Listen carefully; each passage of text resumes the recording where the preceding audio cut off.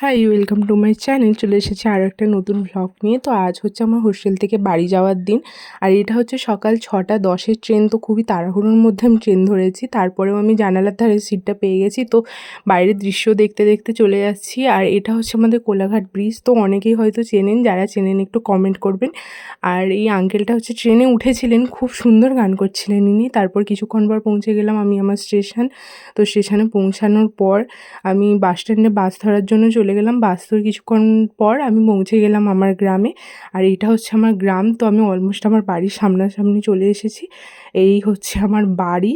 আর বাড়িতে ঢুকেই প্রথম আমি চলে গেলাম আমার রুমের দিকে। তো এই হচ্ছে আমার রুম, যেটা দেখে আমি খুবই খুশি হয়েছি।